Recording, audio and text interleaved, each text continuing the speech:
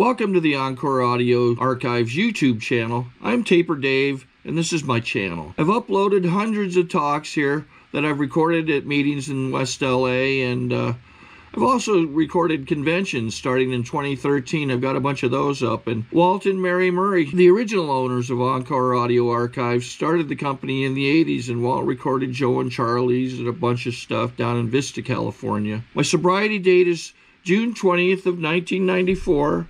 I hope you find something you like, so please like and subscribe to my channel and comment down below. If you want to hear something that I don't have or that you don't see, I'll see that I get it. Anyways, take care and have a great day if you want to.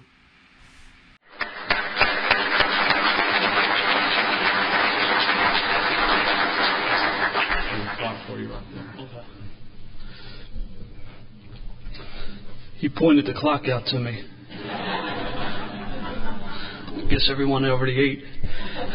My name's Bobby Coyle. I'm an alcoholic. My home group is the McKean Street Miracle Group of Alcoholics Anonymous. We meet at St. Agnes Hospital, Broad and McKean Street in South Philadelphia, 3 nights, Friday, Saturday, and Sunday at 7 o'clock. If you're ever in the neighborhood, please stop by. We'd love to have you. Chapter 5 of the big book is real clear what I'm supposed to do. I will share in a general way what my life was like as an active alcoholic, what happened to me, and what my life is like today as a sober member of Alcoholics Anonymous. But right before I start, I'd definitely like to thank you guys, because it is a privilege. It's always a privilege to participate in AA. But for you guys, for the original West Side Group 25th anniversary, it's a real honor, because I'm sure you had many other people to choose from. I guess they were all busy. So, this is it. That's all right. I don't care. I was born and raised in a very blue-collar ethnic neighborhood in Philadelphia. I got 7 brothers and sisters. My mother was pregnant for 9 years, and that's true. That there's 8 of us within like a 9.5-year span. I got a sister who's 11 months older than me, and I got a sister who's 11 months younger than me. And we lived in a small 3-bedroom row home, and I never felt a part of. And that's pretty tough to do when you got 10 people living in a small thing like that. But I never felt a part of, and that would be true even into early recovery. You know, there was no booze at all in my house. My father did not drink, never saw him drink, and my mother could not drink. And my mother suffered from a history of mental illness and abused prescription medication, so we had no booze at all in the house.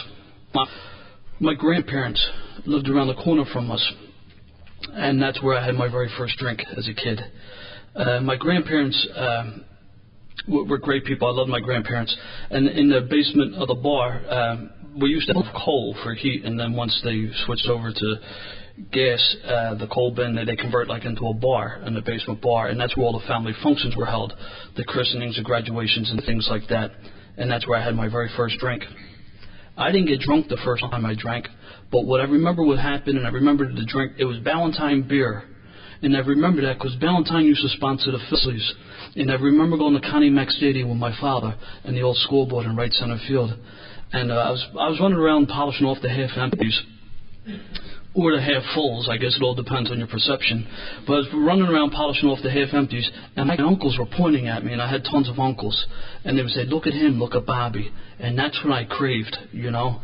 And you know, that's where all the parties were, and most of my family could drink, you know, successfully. We had a few who couldn't, but I loved my grandparents. But I was somewhat embarrassed because my grandparents were immigrants, and, you know, they spoke kind of funny. So everybody in my neighborhood, I thought, spoke kind of funny. I just thought they was natural.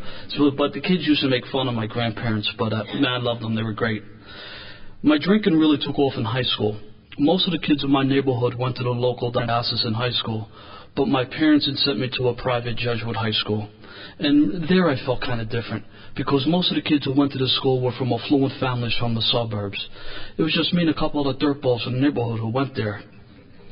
And, you know, these kids were getting dropped off by their parents in their luxury automobiles, and me and the guys from the neighborhood were inside robbing their lockers.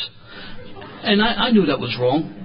You know what? Because I had the values instilled in me, you know, by the nuns in grammar school and by my parents, and I had all types of, you know, morals and values, but they went out the window because the need for me to be accepted by you outweighed anything else. And I would compromise those principles, you know. And I was your entertainment committee, and I would do things in my gut that I knew I was wrong, but I did it anyway. One of my nicknames was Crazy Coil, and I would do things just because I wanted to be accepted and be liked by you guys. So my freshman year at the prep, it's September, it's football season. I'm there about 2 or 3 weeks. There was an away game. We rented a bus. There was drinking, there was fighting, there was police activity. I mean, it was fun. It was a good time. And I remember we all had to go see the disciplinarian the first day back to school, the following Monday. And he had about 10 of us lined up outside his office. But they were all upperclassmen except me and another kid from the neighborhood. We're the only 2 freshmen there. And the priest come right up to me and this other guy from the neighborhood. He said, "What's with you guys? You guys here 2 weeks and you're getting this jackpot already?" And I just shrugged my shoulders. I said, "You know, Father, it's just one of them things." Because it didn't take me long to size up situations. I wasn't an athlete, so I didn't hang out with those guys.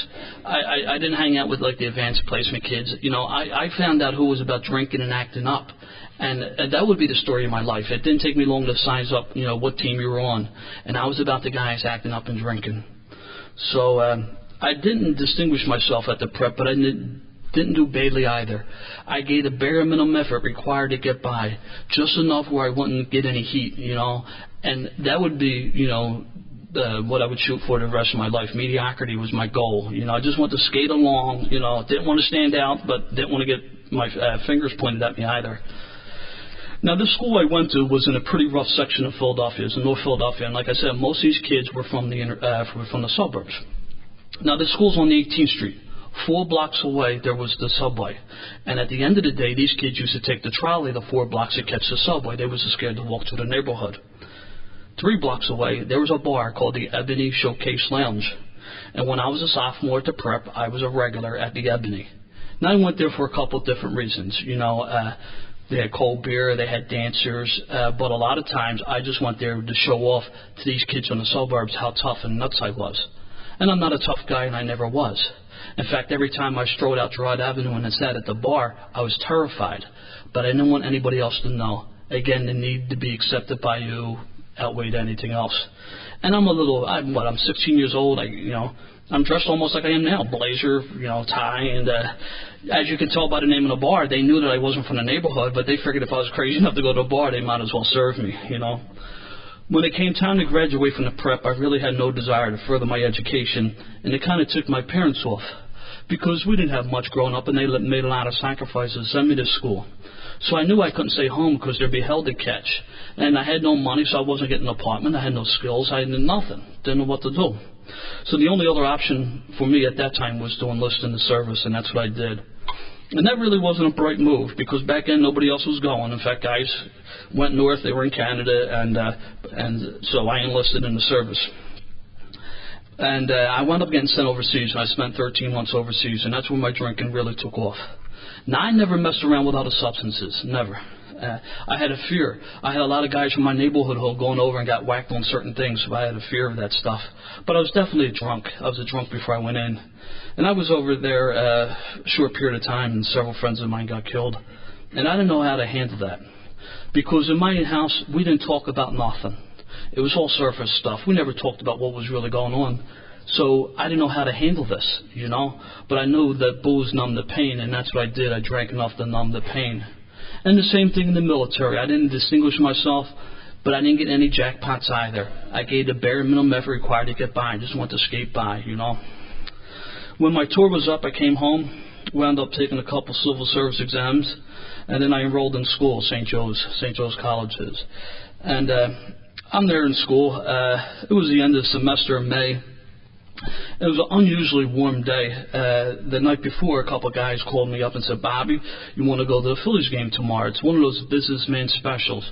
That was like a weekday, like a 12:30 game on a Tuesday or Wednesday afternoon. I said, "Sure," because I wasn't setting the world. I wasn't setting the classroom on fire either. You know, they wouldn't miss me.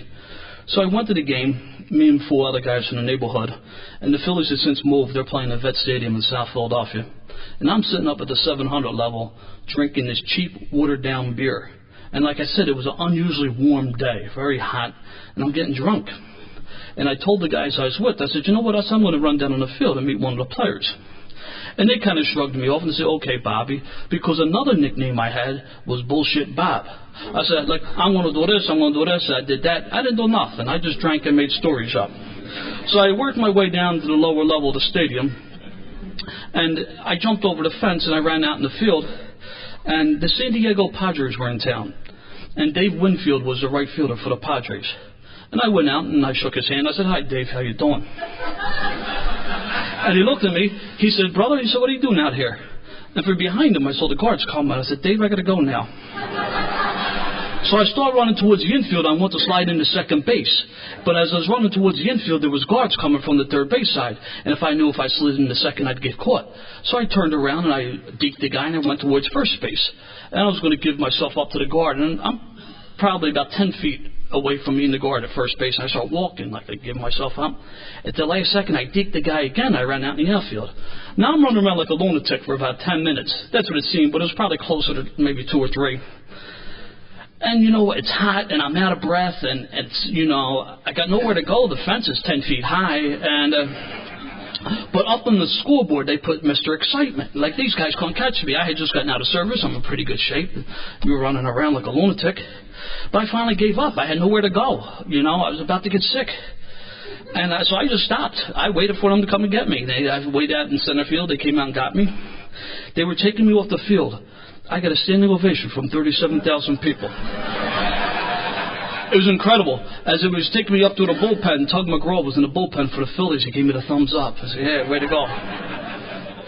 Now, I knew I was going to get a beating from the guards because I made them look so stupid. I didn't care. These guys could have beat on me all day long. Because you know what? I had these guys from the neighborhood. See, this was the type of story that I would tell in a bar, but no one would believe me. But I knew that I had 4 guys in the neighborhood who were my witnesses. I could drink the next week off this story. I'd be a legend in the neighborhood. So as they were taking me off the field, I was just as about to get my beating. A Philadelphia police lieutenant showed up. He said, "What's the matter with you?" He said, "Are you drunk? Are you high?" I said, "No, I'm just happy. I'm just happy to be here." He said, "Well, you better get your happy ass out of the stadium." And that was important for a couple of reasons. A, he saved me from getting beaten. But secondly, he saved me from getting arrested. And that was important. Because about 6 weeks later, one of them civil service exams kind of panned out. And I got hired by the Philadelphia Police Department. They was hiring anybody back then. I got hired, and I wasn't old enough to drink. The drinking age in Pennsylvania was always 21. The drinking age in Jersey at that time was 18. Now, where I lived in Philly, I could be over the bridge. I was in Jersey quicker than I could be other parts of Philadelphia. We used to go to Jersey all the time to drink.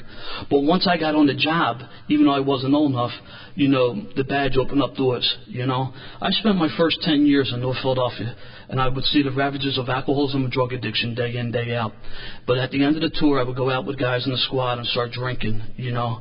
I saw a lot of things on the job that bothered me, but I couldn't tell my coworkers that because I didn't want to be thought less than. I wanted to be one of the boys, to the point where I even engaged in behaviors that I knew in my gut was wrong, and I did it anyway, because the need for me to be accepted by these guys outweighed anything else. And you know what? The drinking, it got ugly quickly. I got it back up for a minute. That story I talk about running on the field, I tell that story for a couple of different reasons. One, it's the only funny story I got. Like, I wasn't a funny guy, you know. I wasn't a lover. I wasn't an athlete. I was none of that stuff. I was a lying, thieving, stinking, falling down, violent drunk. And if you hung around me, you had something I wanted. I used and abused everybody I came in contact with, you know. Secondly, I was a major blackout drinker, just from drinking beer. You know, a major blackout drinker. I would remember the next day I would show up in the corner, and the guys had told me the night from the night before, "Oh, Bobby, you should have seen yourself. You did this, you did that," and I didn't have no recollection at all. So, but after they told me what I did, I would start repeating these stories later in the day, like I remembered. You know, so the drinking was ugly for me, and the signs were on the wall. You know, everyone knew I was the last guy to figure it out. I remember I was at work one day, and my supervisor pulled me off to the side. He said, "You know what, kid?" He said, "You're smart and you're going to go places. That booze is going to mess you up. In one ear and out the other." I was at a family function one time. My uncle was there. He pulled me off to the side. He said, "Bobby, I'm hearing stories about you. You're going to get yourself in a jackpot. You better take it easy. In one ear and out the other." A couple years later, on 2 separate occasions, I ran into that supervisor and my uncle in the rooms of Alcoholics Anonymous. And I realized at that point that they were trying to 12-step me. And I remember talking to my uncle, Jimmy. I said, "Jimmy, how come you didn't tell me?" he just smiled, you know, one of them old-timer smiles, and he said, Bob, you just weren't ready yet. Which just goes to show you that all the drinking and all the behaviors that I engaged in were necessary for me to hit my bottom, you know. It was just ugly, you know. I made my first meeting in 1979. I don't tell people I went out because I really never came in, but I'll tell you what happened. I showed up at work one day, and one of my coworkers was drunk, hungover, just in bad shape. And we had a counseling unit. We had an EAP unit, and part of the counseling unit, they had an AA meeting, an AA group. I showed up at work, and the supervisor said, take this guy up to the unit. He's detailed there for the day. I said, okay. So I remember I'm driving down the driveway, and there's a little house that's sat in the park. And there was a guy sitting on his porch. His name was Eddie N. And I pulled up. I said, Eddie, I'm dropping this guy off. I said, he's detailed here for the day. I'll be back at the end of the tour to pick him up. He looked me dead in the eye. He said, kid, do you want to come in? I said, no, I don't. I was insulted that he even asked me. Because I know what alcoholics were. Alcoholics were your poor people I was dealing with day in, day out, you know, on the streets of North Philadelphia. I couldn't be an alcoholic. I was a beer drinker. You know, Alcoholics Anonymous was for you older guys, you married guys, you guys at the Three Heads, but not me. I was a beer drinker, and there was no way that you could be an alcoholic drinking beer.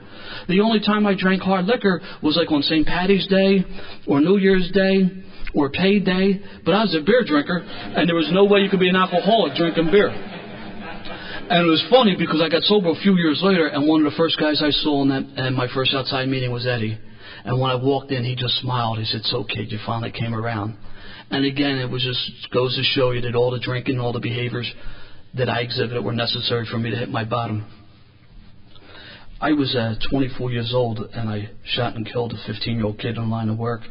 And it was just a terrible situation that couldn't be avoided. And I used that as an excuse to crawl in a bottle. And that's what I did for the next 3 years. I wound up getting sober. I was 27 when I got sober. My drinking took me to a lot of my nevers, and one of those nevers is the use of other substances. I wound up getting promoted and transferred in this unit, and I was drinking. It was part of my cover at the time, so my judgment was impaired, and I was put in a position where I thought I needed to use other substances. I did. My drug history is very short. It only lasted 17 months, but it caused a lot of problems for a lot of people. And I think out of due to respect of the fifth tradition, that's really all I need to talk about that stuff. That's where my drinking took me, you know. The end of my drinking, man, it was ugly, you know. There was, no one wanted to be around me. I remember I would call people up and say, listen, man, you want to go out with me? And they say no, and they would make up different stories. You know, I got to do this, I got to do that. And sometimes they would even say, I'm broke. I said, that's okay, I got you covered. And they said, no, thank you. You know, that's pretty bad when you can't even buy people anymore. That's the type of drunk that I was. It was Memorial Day weekend, 1988, and I was sitting in this bar. We just got done work. We had a squad party. We're drinking. And one of the guys that I was with, for whatever reason, needed to go home. And I told him that I'd give him a ride. I said, I'm not as drunk as you are. I'll give you a ride home. He said, okay. He thought that was a good idea. We got in my car. I was driving out the street. Now, I've always been a show-off, always an arrogant guy, you know. I was very successful in my job. There was a lot of publicity, and just in case you happen to miss it, I would have a copy of the article to show you, really arrogant. So I seen this kid riding on a bicycle, he was a couple blocks away from me, and I was going to show off my driving skills, and it was not unusual for me to go down sidewalks, you know. You have city vehicles and didn't care. I wasn't paying for them. So I was going to show off my driving skills in front of my coworker. And I got closer to this kid, and unfortunately at the last second we turned in the same direction. I ran this kid over. As he lay bleeding on the hood of my car, I got out of my car and my nightstick was going to beat this kid because I thought he was milking me for an insurance claim. The guy that I was with prevented me from doing that, but I took this kid off the hood of my car, threw him off the side of the street like a piece of trash. I pulled this crumpled bicycle from underneath my car, threw that off the side of the street like a piece of trash.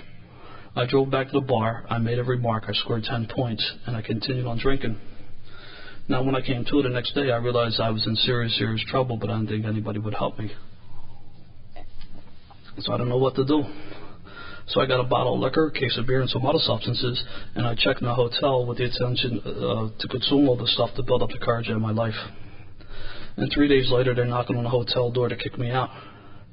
And I couldn't shoot myself because at this point I was suspended from my job. I no longer had access to my weapon. So I walked over to the window, and I opened up the window, and I was going to jump out. When I opened up the window, I was on the 5th floor, and I remembered I was scared of heights, you know. I made 23 jumps in the service. I never overcame my fear of heights, you know. So I went in the bathroom, and I filled the bathtub up with water, and I had a blow dryer, and I was going to pull the blow dryer into the tub to make it appear an accidental electrocution. But every time I had pulled the blow dryer into the tub, it would come unplugged. I was about a foot and a half short on cord, so I got 1 foot in the tub, and I'm leaning trying to plug it in. And it's like the scene of that Woody Allen movie where he couldn't even kill himself, you know. And it's okay to laugh, you know, but I never want to forget the pain I was in, you know. The only other tool that I had left was my car. Now, I need to tell you, about 6 weeks before this, I was sitting home from work one day, and there was an article in the paper. It said alcohol problems, drug problems, marital problems, depression, thoughts of suicide. I was 4 out of 5. I was single. But I'm sure if I was married, I would have been batting 1,000. But maybe something made me cut out this ad, and I cut this ad out, and I stuck it in my wallet, and I continued on doing my deal. So I get in my car, I took one last spin to the neighborhood, you know, and I start up at the Falls Bridge. I come down the East River Drive, which is a very winding road along the Schuylkill River in Philadelphia. And I decide my plan is to end my life in an automobile accident. Now, this is a weekday, a Wednesday or Thursday around 10:30 in the morning, and that's important because at any other time on this road, I would have probably succeeded in what I want to do. And the speed limit is like 30. It's like a real winding road, and I'm flying down the drive, and I'm probably doing about 60, and I'm cooked, and I'm hungover, and I'm just crying, and just losing it. But as I'm coming down the drive, something hit me emotionally. I realized at this point that I didn't want to go into oncoming traffic because I didn't want to hurt anybody else, you know. I hurt every person I came in contact with. No one escaped, you know. And I realized I didn't want to hurt anybody else, you know, because on the job I handled jobs like this, and I knew the devastation, like the accident, I would have definitely taken somebody else out. So I decided I would wrap myself around a tree. And as I'm coming down, as I'm about to run into the tree, I just start crying. I just lost it, you know. And I finally pulled over, and at the end of the East River Drive is Boathouse Row. And I sat behind the wheel of my car, and I cried like a baby for about a good 10 minutes. And I reached in my wallet. I reached in the glove box, and in the glove box was my wallet. And inside that wallet was that article, that ad that I clipped out of Daily News 6 weeks before. And it's no longer there, but at the end of Boathouse Row was one of those old glass enclosed phone booths. And I went over and I dialed the phone number up. And the woman who answered the phone, God bless her, I'm sure she was a saint. And I spoke to this woman like I spoke to no one in my life before. I told her the truth, you know. And once I started telling her the story, I just couldn't stop. I'm just letting her know everything that's going on. And in between sobs, you know, I finally had to stop to catch my breath. She told me, she said, listen, hon, she said, why don't you drive over to Hahnemann Hospital? Somebody be waiting to talk to you. I said, that's okay, I'll do that. That's about a 5-minute ride. And I drove over to the hospital, and they were waiting to talk to me. They admitted me to their 11th floor psychiatric unit. I spent about 3 days there. It got me kind of stabilized. And from there, I got transferred to the VA hospital out in West Philadelphia. And I spent about 6 weeks in their flight deck. And from there, I got transferred to the VA hospital out in Coatesville. And I spent a couple more weeks in their flight deck, and then they put me into an alcohol and drug ward. When I pulled over that day and made that phone call, Alcoholics Anonymous was the furthest thing from my mind. I didn't think I was an alcoholic. I thought maybe my short use of other substances, if I left that stuff alone, I'd be okay. Maybe I'm mentally ill and I inherited that from my mother. Maybe I got this stress stuff they're talking about. I got this from my experience in the service, or I got this from an experience with my job. Maybe it's the neighborhood I live in. You know, it's all these other things, but it couldn't be booze because, you know, I didn't drink much booze. I was a beer drinker. I got put in the alcohol and drug ward at the VA hospital. I'm there for about maybe 2 or 3 hours. And I wander around getting a lay of the land, and I walk into the day room. And up in the day room, they have the 12 steps and the 12 traditions, the large window shades up on the wall. And I go up to the steps, and I zip through them. I got about 6 of them done already. I saw the amends. I said, they're screwed. That doesn't apply to me, you know. But what happened later that night, 2 men came up and carried the message of Alcoholics Anonymous. I would later find out that they were part of the treatment facility committee. I didn't know that then. The moment that the speaker said something about his background that I didn't like, couldn't identify with, or didn't relate to, I would immediately tune him out. See, I was too busy listening to the messenger and not the message. Now I'm looking around my group, my peers, and I realize I'm not bit as these guys. Most of these guys all were divorced or going through some sort of marital problems. I had kids that didn't talk to them. That wasn't my experience. Probably the fact that I've never been married and never had kids may have had something to do with that. A lot of these guys had legal problems. I never had a legal problem in my life. Probably the fact that I had a badge in my back pocket was one of the, I was looking for the differences and not the similarities. But what bothered me the most was at the end of this first meeting, everyone got in a circle when the meeting was over and said the Lord's Prayer. If this is what you people were about, then I didn't want nothing to do with you, because I hated God. And I know they were strong words, but you know what? That's what it was. I hated God. And I'll tell you why. I talk about my mom's mental illness. My mom was a fundamentalist with the church, and there was pictures and programs, radio programs, TV programs, and, she thought she was in a charismatic moment. She thought she could speak in tongues and all this other stuff. I was 15 years old, came home from school one day, and I'm in the house for about 10 minutes. I'm wandering around, and I finally come across my mother. She had slit her wrist. And I remember she looked up at me, she said, "Bobby, help me." I looked down at her and said, "Good for you," and I walked out of the house. And I remember I got an older guy to go to the State store, get me a bottle of wine. And I drank the wine, and I came home later that night. My father had told me what happened. I acted surprised. I said, "Oh, yeah, how about that?" So that happened when I was 15. I got sober 12 years later at 27, so that was 12 years of hating God. It would be a couple more years before I would even deal with this issue. So I broke away from the group. I wouldn't say the prayer. When it came time to get out of the VA hospital, a nurse came up to me, and I'm about to say this, and please, it's not to get a joke. This woman was an angel. She had to be a member of Al-Anon. She was just great, And she saw through all my stuff. All it was bravado. It was just a wall to keep people at bay. She came up to me. She said, "I need to tell you." She said, "The only way you're going to make it, you're going to need to go to Alcoholics Anonymous. And I need to tell you that's the best piece of advice I got." I didn't get my recovery at the VA hospital. The VA helped me with a lot of things I had going on, but I would get my recovery in Alcoholics Anonymous. And when I got out that day, I went to Alcoholics Anonymous every single day, sometimes 2 or 3 times a day, depending what I was working. But I would get there late and I'd leave early. I don't drink coffee, so I don't make it. Never smoked a cigarette in my life, so I don't empty any ashtrays. I don't take your phone numbers because I don't like any of you anyway. I think bunch of you are screwballs anyway. If I walked into a big book meeting or a step meeting, that was strictly by accident. I would leave at the break because I had something more important to do. God forbid a tradition meeting, rules. And I need to tell you, my line of work, we love to enforce them. We don't like to follow them. They're for other people. So I didn't like tradition meetings either. I was interested in war stories, discussion meetings, speaker meetings. And the moment that the speaker said something about his background that I didn't like, couldn't identify with, or, I would immediately tune him out. I was too busy listening to the messenger and not the message. But I made meetings every single day. And I was crazy as a bedbug. I was sitting in this bar one day. I was sober 9 months, drinking seltzer, of course.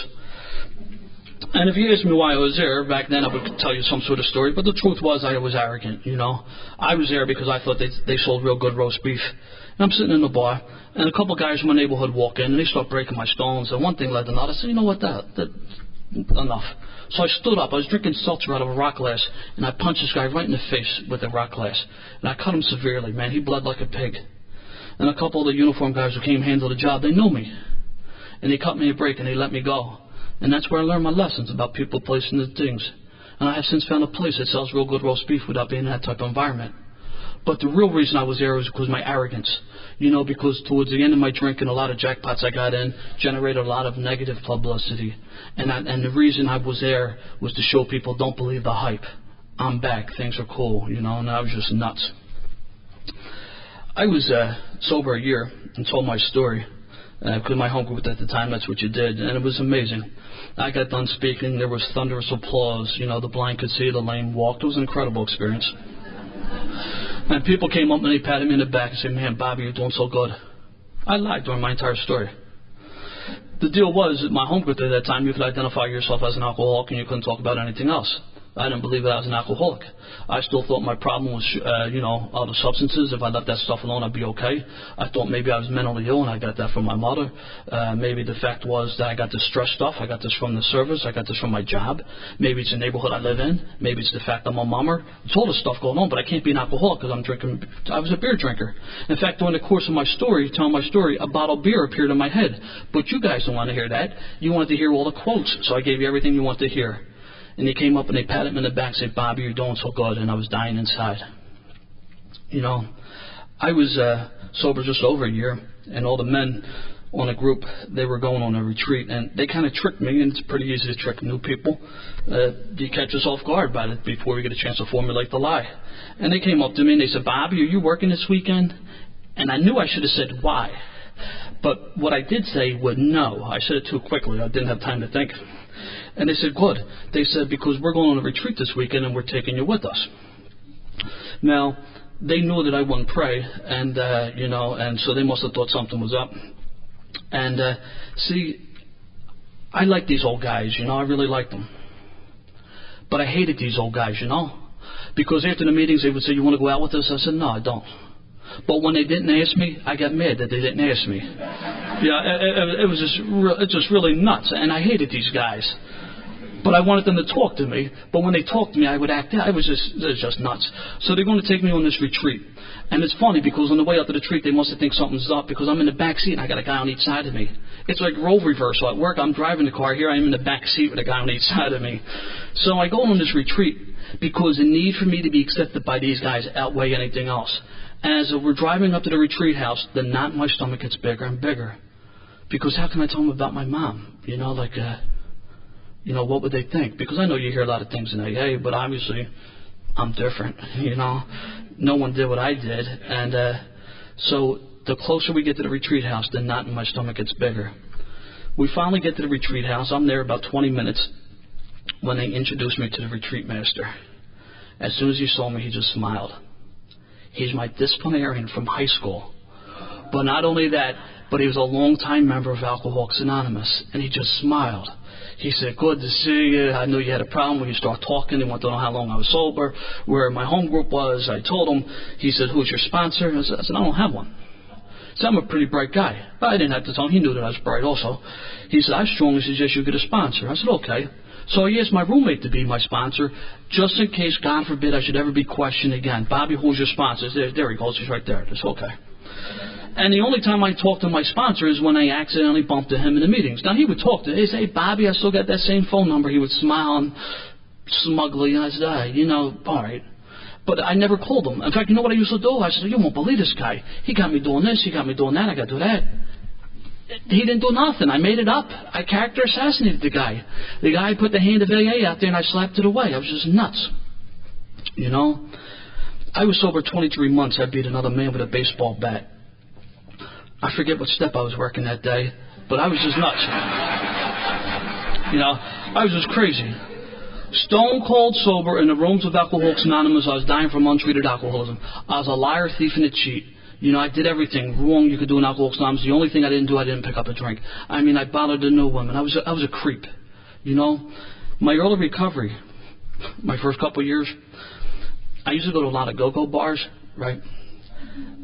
I'd get my picture taken, like with the entertainer, and I would come to meetings and I would pass the pictures around to the old-timers because I figured they would like that. They would look at the picture and they would look at me and they would just shake their head and say, please, kid, please keep coming back. And I thought they were being smart. I said, okay, I'll keep coming back. I came back on defiance only. It was just nuts. I swear to God, I had no idea who John Barleycorn was. I was wondering, first of all, why everybody was blowing this guy's anonymity. I said, I wouldn't want to tangle with this guy. When I found out who John Barleycorn was, I felt so stupid. But here I was so damn bright, it damn near killed me. My home group, we had a cork board, first name, last initial, date, a month, and how many years you're celebrating, anniversaries of the month. It's true, I'm not proud of it, but, this is a deal. If you had more time than me and you went out, I took pleasure in that. Like Joe EA got 3 years, Bobby C got 2 years, you went out. I said, good for you, I move up. I was about seniority. I thought this was about time and nothing more, because people say just don't drink and go to a meeting. But then I'm kind of bright, I'm trying to figure this out. Well, so if I could just not drink, why do I need to go to a meeting? I was just nuts. But getting sicker in Alcoholics Anonymous, my second anniversary came, I didn't celebrate it. I hated everybody. But you know who I hated the most? I hated those getting better behind me because, again, I'm consumed with time.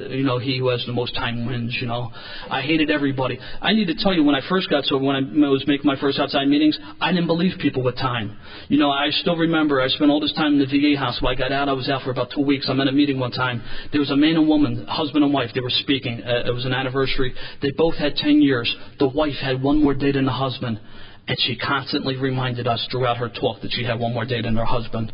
But I couldn't believe that. People 10, 15 years, I thought maybe you went over in Jersey and drank and kept your Pennsylvania time. I was crazy. Or maybe you drank on Saturday night, you had the little stories. I didn't believe that.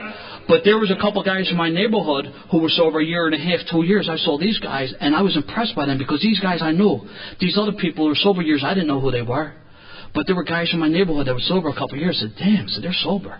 Like, so I knew something was working, but again, I was caught up in time, you know. I was just nuts. And people would get away from me. The only time I would share, I would get my hand up to take a shot at somebody. Then I'd go to the men's room or get something to drink and come back to me. The seat would be empty. They'd be sitting on the other side of the room. Then I'd be glaring at them for the rest of the meeting. I was nuts. No one asked me to be their sponsor. No one wanted what the hell I had. I didn't carry the message. I carried the disease. I was just nuts. My second anniversary come, I didn't celebrate it. A month afterwards, I went to eat my gun. The same pathetic feeling I had 25 months before, but 25 months before, I'm loaded with drugs and alcohol. Here I am, stone cold sober in the rooms of Alcoholics Anonymous. I went to eat my gun. Safe to assume my life was unmanageable. There was a guy from my neighborhood. His nickname was Troubles. Hard-earned nickname, but no one called him Troubles to his face because he was a pretty tough guy. But Bobby, he was sober for a number of years. And I could tell because it just wasn't in the rooms of AA, because I saw him in the neighborhood. He had this glow about him. And I went up to him after the meeting one night, 25 months in AA, and I went up to him. I said, Bobby, I said, I need some help. I said, would you be my sponsor? He looked at me. He said, Bobby, I've been watching these past couple of years, and I'm sticking my chest out. I said, yeah, he likes me. He said, I need to tell you. He said, you're full of shit. That's not the response I'm looking for. And my jaw, like, hits the floor. He said, I'm going to be your sponsor under certain conditions. You're going to call me every single day. You're going to go to a big book meeting a week. You're going to go to a step meeting a week. You're going to go to a men's meeting. You're going to get yourself a coffee commitment, and you're going to leave them damn women alone. And I'm looking at him, and I'm saying to myself, like, who's he talking to? I'm sober 25 months. I'm selling the grapevines. You know what's going on here. But what I did do, I looked him dead in the eye. I said, okay, that's what I'll do, you know. And we went back to his house after that meeting. And that's the night that I did the first 3 steps. You know, he opened up the big book and he told me, and he was a really gruff guy, and I'm glad he was, because that's what I needed. You know, anybody else I would have ran circles around, you know.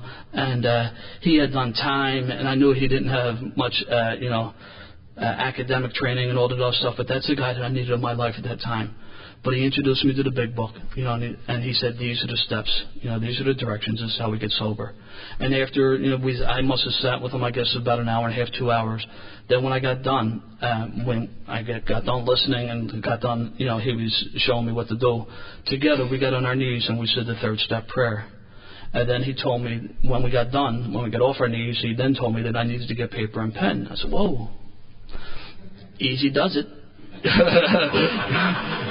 You don't want to get well too soon and all these other things, you know, because I was going to meetings and people said, whoa, you know, and I didn't want to do one of these inventories because, you know what, I may go out, you know, and all this other stuff. But you know what, I was on my way out anyway, stone cold sober in the rooms of Alcoholics Anonymous, went to eat my gun. That's pretty far out, you know. I did my inventory, and you know what, it wasn't that bad. No secrets, you know, everything I wrote down I did. The next step, that was the tough one, the 5th step. I called my sponsor up and said, Bobby, I'm going to go on a retreat this weekend and, you know, do my 5th step with a priest. He said, Bobby, that's great. When you get done, stop by my house. You'll do it with me. And you know how sponsors could be sometimes on the phone, like, did you hear me? What, are you deaf or something? But he must have picked up on that feeling. He said, Bobby, when you get done, he said, I'm your sponsor. He said, this is a journey together. He said, if I'm going to help you with these character defects, I think I need to know what they are. Now, the truth is, the reason I want to go with a priest, even though I got the list, I got God and the church on the list, you know, the resentment's still there. It didn't make me feel better. But the truth was, there were a lot of things I was embarrassed about that I didn't want to talk to my sponsor about, because I thought he would ridicule me. I thought he would pass judgment on me. Or even worse, he would tell other people, you know, he would break their confidence. And I knew if I went with the priest, it'd be between me, him, and a lamppost, you know, which also tells me that my fear list wasn't quite done.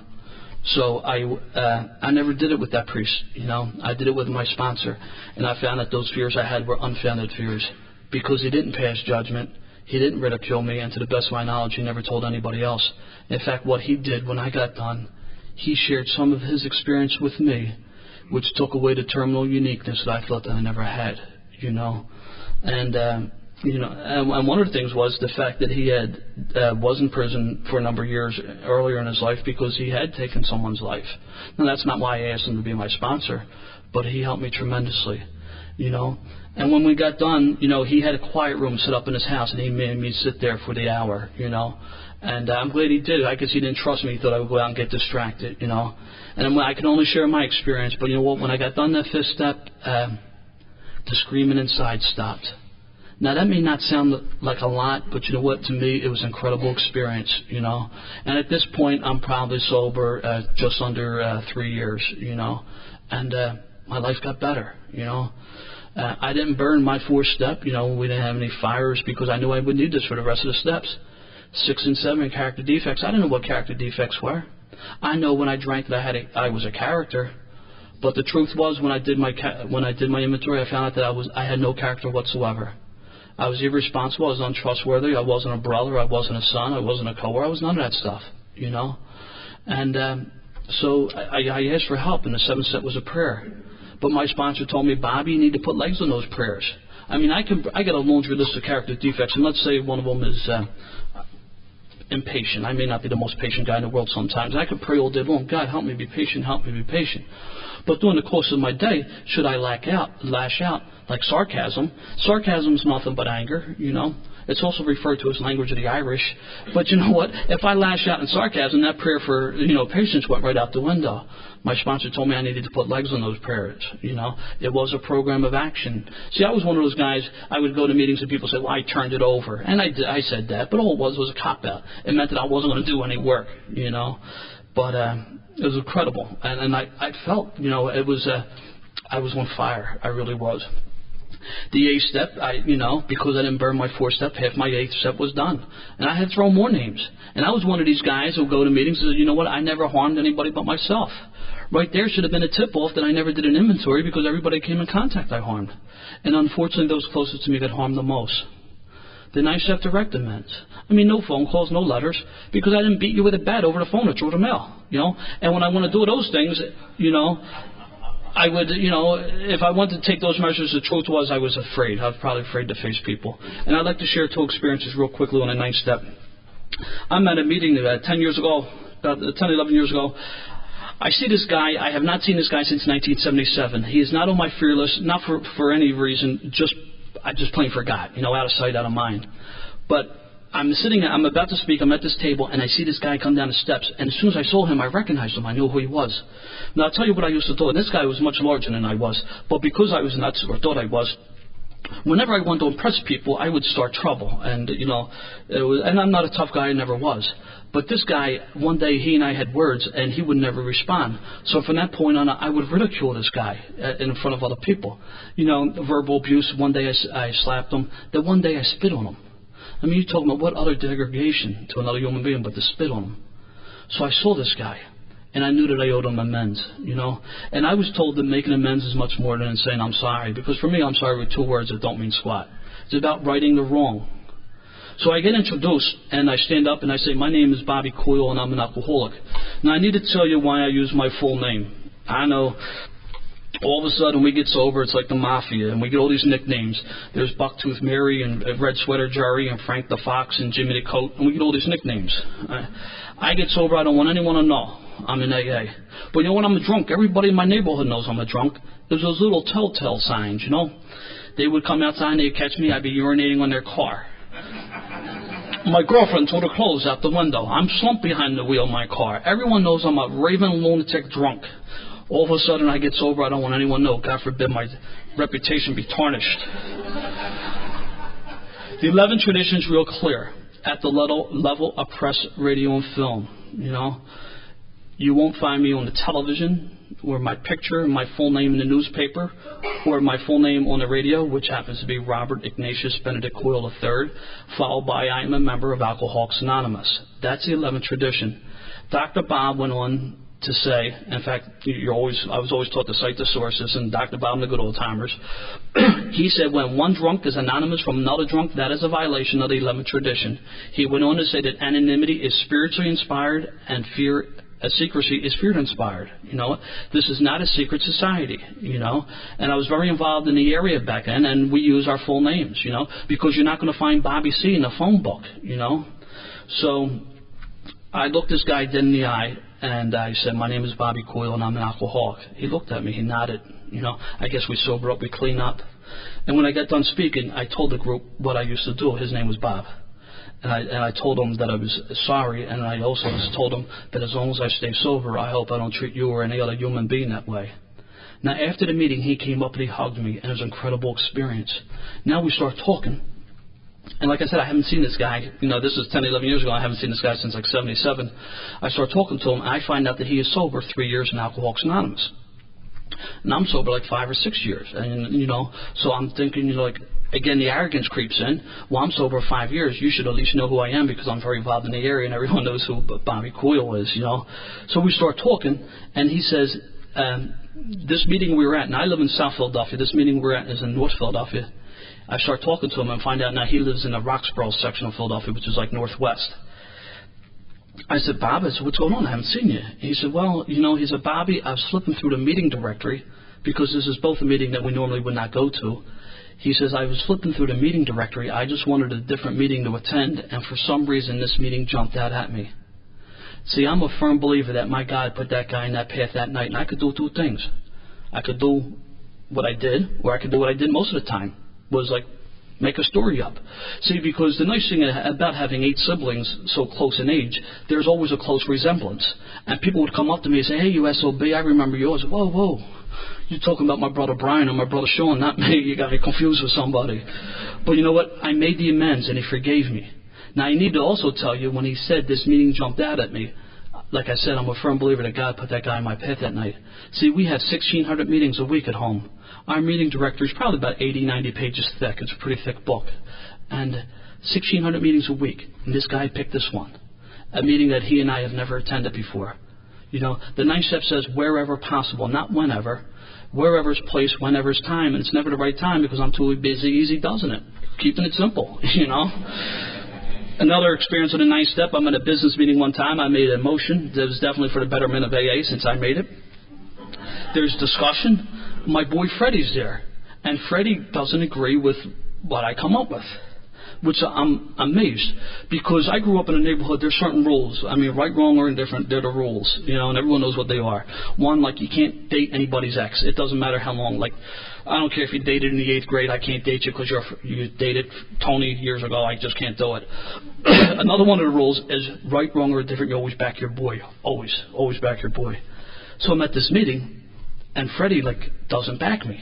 And not only that, but he shares his experience. And my motion doesn't even get seconded. And I can't believe it. I would never talk to him again.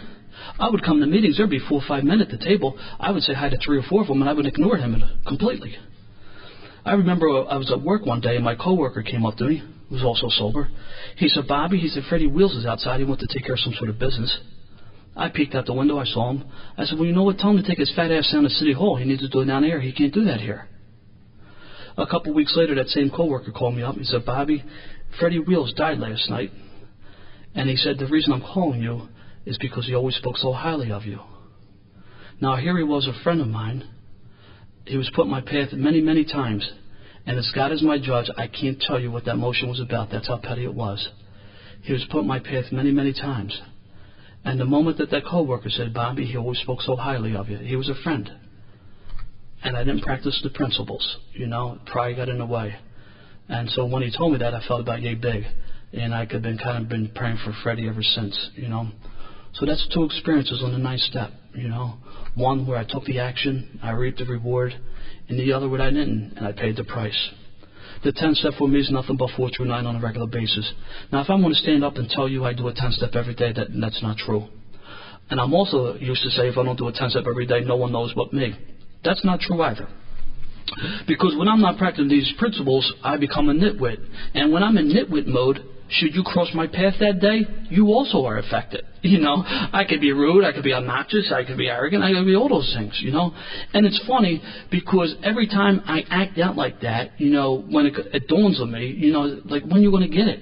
You know, I can't stay sober on yesterday sobriety. Now I've been on some good loads, but eventually, sooner or later, you had to start drinking again to maintain that load.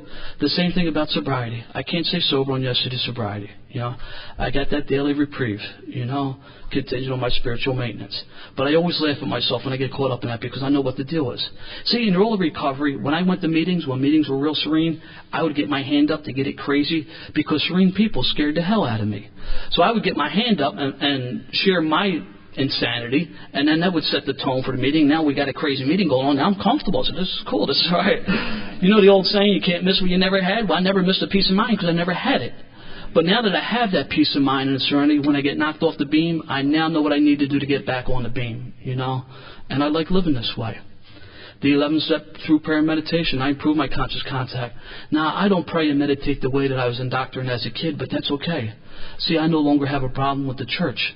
Just like I no longer have a problem with the military, I don't have a problem with the neighborhood I grew up in, I don't have a problem with my mother or none of that stuff. I don't have a problem with God.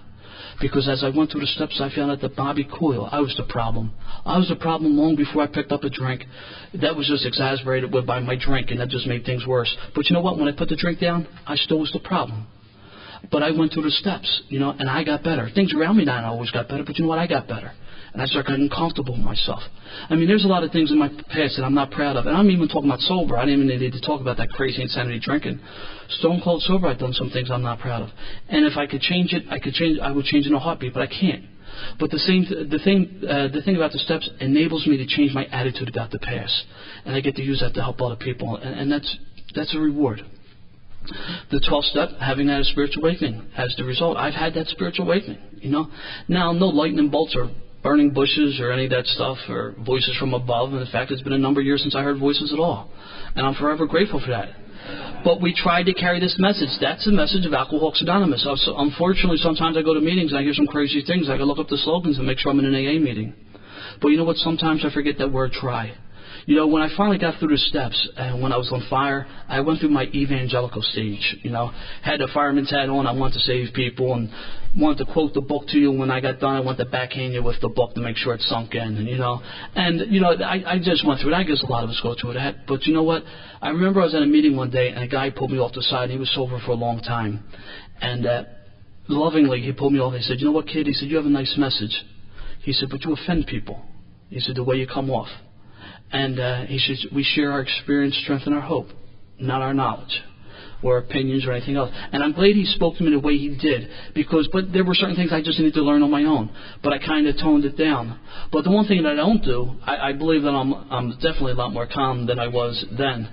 But the one thing I don't do, I don't compromise the message of Alcoholics Anonymous. That is the message. Whether you like it or not, you know, I'll hit you between the eyes with it. But I think today I'm a little bit more softer in my delivery. You know, sometimes I need to apologize not for what I say, but for the way I say things. You know, the message. That's the message of Alcoholics Anonymous. Now, I sit down and 12 steps somebody, and I talk about the program without mentioning the spiritual aspect of the program. I'm lying to them because left to my own devices, I'm a liar, thief, and a cheat. But the most important part of that 12th step is to practice these principles in all our affairs. I'm only in AA an hour and a half a day. What about the other 22 and a half hours? What about the time on my job or the time in my neighborhood where it's tough to stay sober, you know, or do the right thing, you know? That's what I need to do. See, I don't need to run around and tell people I'm an Alcoholics Anonymous, but people know because the way I carry myself today. I then got involved in service. I learned about the traditions, and I love the traditions. For a guy that hated them, I love the traditions. You know, they say the traditions are to the group, but the steps are to the individuals, you know. The steps are how it works, and the traditions are why it works. And the whole history of the tradition, I mean, it's just fascinating stuff. I got involved in service. I started going to other meetings in Philadelphia. You know, I was talking to Joe before the meeting started. I remember starting going to other meetings. Now, Philadelphia is a very parochial city. You know, you don't go to other sections of town. You just don't do that. But I start going, and the first time I experienced AA outside my home group in another section of the city, I said right away that they're doing it wrong. And I found that they don't do it wrong, they just do it differently. The message is the same, the delivery may be a little different. I think that's pretty neat. I'm glad we have those different types of deliveries, you know. I go to meetings sometimes when I do travel, and they open up with the Serenity Prayer. Man, that floors me. Because back home, that's how we end our meetings, with the Serenity Prayer, but the message is the same. But I got involved in the service and learned about the concepts, and that's really top secret stuff. We talk about that later. But, you know, I started to grow. I mean, I love Alcoholics Anonymous, you know. And I was in Mexico, I guess it was about 12 years ago, and I thought I could speak Spanish. Those poor people probably still figuring out what the hell I said. But, you know, because my Spanish consists of, like, dame pistola, give me your gun. I mean, that was my Spanish, right? And I'm the only English-speaking person in the room. So I could tell by the look they're giving me. So I switched over to English, and you know what? They still don't know what the hell I was saying. But you know what? At the end of the meeting, they came up and they hugged me. And I could tell who the old-timer was by the serenity in their face. And I could tell who the new guy was by their pain in their face. And you know what? They may not have understood, but you know what? They understood. Language of the heart. It was an incredible experience. It really was. I got involved in service, and arrogance creeped in. I was going to be youngest delegate ever from my area, Area 59. Who that youngest delegate was and how old they were, I have no clue, but it was going to be me. And in 1993, I was the alternate delegate for our area, and I wound up getting sick. I was a fluke the way I found out. But I got diagnosed with lung cancer, and I never smoked a day in my life. A little reefer for a short period of time, but I never smoked a cigarette in my life. I couldn't believe this. So I remember I went to get a second opinion. They got confirmed. And I came home, and I don't want you to think that I handled this well. I don't want to get that impression, because I didn't. Because I got on the pity pot and said, like, how dare this? You know, I'm sober for a while. I'm doing the right thing. You know, life is going good. And I remember my sponsor, God bless him. You know, he said, Bobby, what the hell are you going to do about it? So I went through, I went through some chemo, and I went in remission, and I wound up getting sick again, really sick. And they wound up removing the lower left lobe of my lung. And I'll tell you the one thing about that, it certainly helps with that ninth step, you know, because even though I may not, you know, practice the religion I was raised in as a kid, that guilt was still there, and I still thought the scales were like this. So I needed to clean up that ninth step. But after getting out of the hospital, I was laid up in my house for a number of weeks, and I had to give up my position because I just didn't have the strength. And it wasn't about ego. I just knew that the area would be better served by somebody else. I just couldn't do the job. And you know what? People start coming to my house. And I'm just not talking about friends. I'm talking about people that I met at the assembly that I probably didn't even know their name. You know, I may have met once or twice. And people start coming to my house carrying the message of Alcoholics Anonymous. You know, I think my doctors did a pretty good job, but I'm a firm believer in prayer and the prayers of AA, you know. I mean, you're looking at someone who I took my entire life. The only thing I gave was heartache and misery. I'm a liar, thief, and cheat. And people came from all over, came to my house to carry the message so I could have meetings, you know. Incredible experience.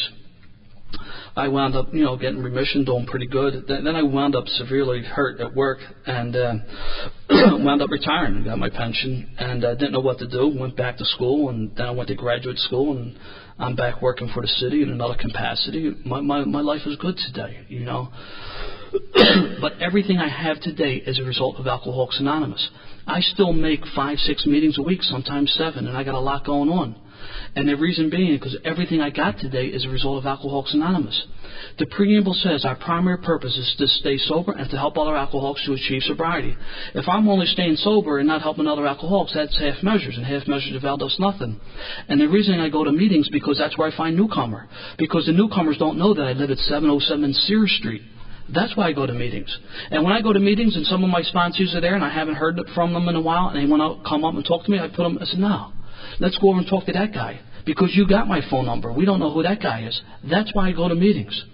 You know, the 12-step takes many different forms or fashions. I get uncomfortable when people say, you know, that's about the politics, those people involved, you know, because that's not my experience, you know. The people that I've met in service are some of the most selfless people I've ever met. And that's a hell of a commitment when you're an area officer or you're involved in the central office. I mean, there's a lot of traveling and giving of your time, you know. It's not about politics, you know. And there's all different 12-step committees, you know. There's prisons, correctional facilities.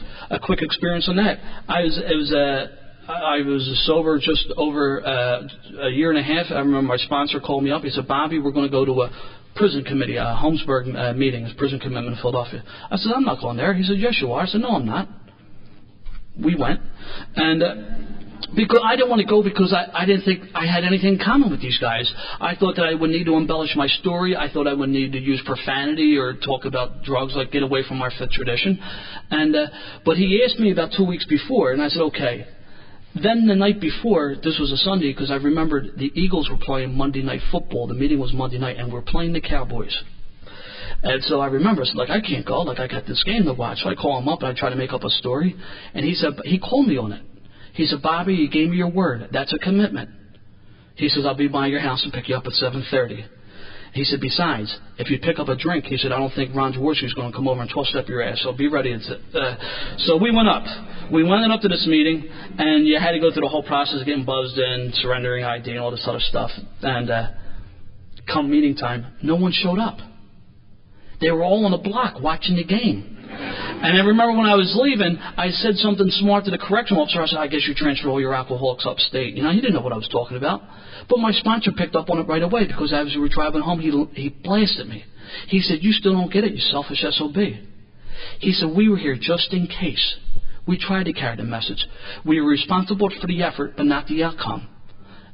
That's why we're here, you know, and thank God for sponsors. You know, it's a very important part of recovery, you know. But I know prisons aren't for everyone, but there's all types of things. You know, there's PI, public information, there's CPC. That's not PCP, it's CPC. Cooperation with professional community, you know. You take professional students to meetings, you know. Some of us who have time can get involved in the central office, or you can get involved in the intergroup, you know. Get involved in the area, become a GSR, or take other positions. Some people can just stay home and answer the phones if they have kids. I am a firm believer that everyone in this room has a gift. It may be different than the person sitting next to you, but it's your gift, you know. Putting an event on like this is 12-step work, you know, and it's important. I just found out that I grew as a man, and my recovery grew when I got involved in the service, and I love service. I really do, you know. When anyone anywhere reaches out for help, I want the hand of the AA to always be there, and for that I am responsible, you know. Certain things that I just need to do, and, you know. But it's been a wonderful way of life. I mentioned earlier that I was a mummer. I mentioned that in passing. I always save this for the end because, you know, it's hard to describe. In Philadelphia, on New Year's Day, we do a parade. It's called the Mummers Parade. Now, the mummers have been around for hundreds of years. In fact, it goes back to the days of antiquity. Mummus was the Greek god of ridicule, so that's where mummers comes from. Now, in Philadelphia, this parade's been going on for hundreds of years, but in 1901, the city finally had it organized in mayhem. Now, what the Mummers Parade is, it's mostly men. Women now join the parade, but it was mostly men for a long time. We wear sequins, feathers, and makeup. We drink, and we get in the middle of the street, and we play instruments and make fun of people. Now, I've done a fifth step, so I'm free. I can tell you this stuff. We are not politically correct. Everything is open season. It's fair game, you know. It's like a combination of the Mardi Gras and the Full Monty. It's just nuts. It is the longest continuous parade in the country. Now, the Mardi Gras goes 3 days, but it's like about 4 or 5 hours each day with the different crews. But there's 30,000 of us. The parade goes about 13 hours. It's incredible, and it's bitter cold. It's January 1st, so everyone's drunk. It's just nuts. Now I'm a lifelong mummer. In fact, I'm a third-generation mummer. My father and my grandfather was a mummer. But when I got sober, I couldn't do it anymore. It's called the strut. I couldn't do the strut anymore. I had to stay off Broad Street. It's just people, place, and things. Well, it was 13 years ago. I'm at a midnight meeting, and midnight meetings are great. My experience is they are either the most spiritual or the most bizarre. Very little middle ground. I love midnight meetings. So I'm at this midnight meeting and tell my story and say how I'm a mummer, and a kid came up to me afterwards. He said, listen, would you be interested in watching the parade this year? I said, you're out of your mind. People, places, and things. I got no business being there. He said, no, you don't understand. We got a sober brigade called the 12 Steppers. A sober mummer. Now, that's an oxymoron. So we got sober mummers, and so for the last 12 years, I marched with the 12 Steppers New Year's Brigade. Now, 4 years ago, our brigade came in first place. I mean, that's incredible. I remember leaving my house on New Year's Eve day and show back home like January 3rd or 4th, because as long as you're in a suit, you could drink all day long in a mummer suit. That was just nuts. But here I am, stone cold sober, marching in probably one of the most outrageous parades in the country. And you know what? It's a blast. The reason I say that, if you are new, one of my favorite, the book is great, but one of my favorite passages in the book, and this comes after we do the work, it says, we absolutely insist on enjoying life. If the newcomer could see no joy in us, they won't want nothing to do with us. Now, obviously, I just paraphrase that. Bill is much more eloquent than I am. But the deal is, whatever you did drunk, you could do stone cold sober.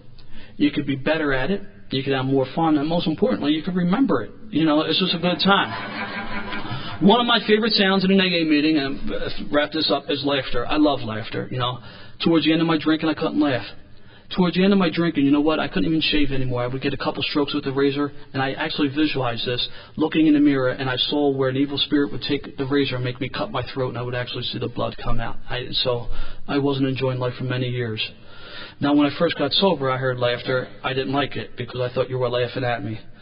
I go to meetings today, and especially when I hear that crazy stuff, the crazier the better, I look around the room and you see people smiling and nodding. Like if we tell that stuff to the earth people, they look at us like we're crazy. But we laugh now because we're survivors, and it's incredible, and I love laughter. I think it's important, So if you're new, please keep coming back. I would tell you to get a home group, but I imagine most of you members are members of this home group. Home group is very important. Sponsorship is important. Getting involved in service, whatever form it is. It's the whole bowl of wax, just not the one thing. It's the whole pieces. It's a wonderful way of life. I am very glad I'm sober.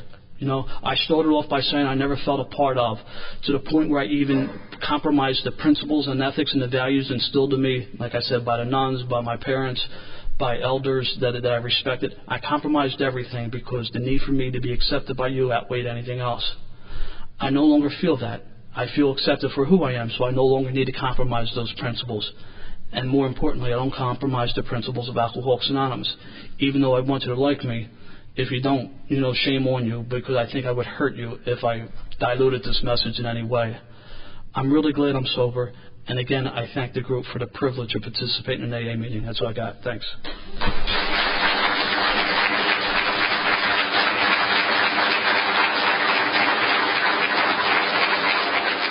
Sorry to interrupt your viewing. Taper Dave here. Just wanted to take a second to ask you to like and subscribe to my channel. Let me know if you like what you're listening. I've got some very good talks here, and this one's a great one. Just curious, do you think this is better than Zoom? Tell me what you think.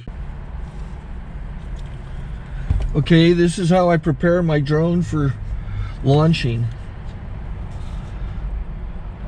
I like to do it inside the cab of my truck so I'm not standing outside in the weather. To install the joysticks for control, up and down, right and left, powered on. I have an Android phone that I use to connect it to the drone with. And it's actually controlled through the iPhone, through an app. Oops, wrong way. It's actually controlled through the iPhone, or through this Android phone, through the app. It's actually controlled through the Android phone, through an app, and you connect it through this short connection right here.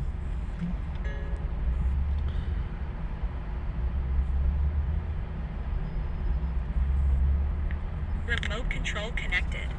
Remote control's connected. So I pull out the drone. I have to extend the legs. Long legs extended first, then the short legs.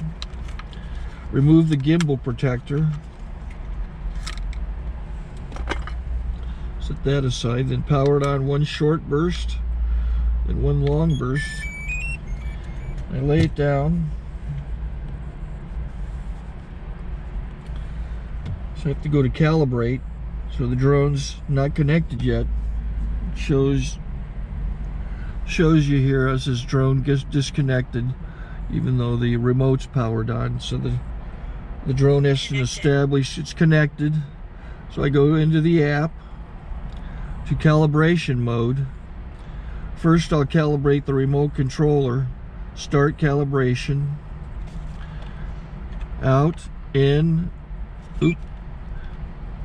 out, in, up, down, and then this little wheel is to control the gimbal. So it's calibrated. Go to gimbal calibration, start calibration, and then it calibrates the gimbal. I don't know if that shows up. The gimbal's moving all over the place. Changes, you can see it on the video.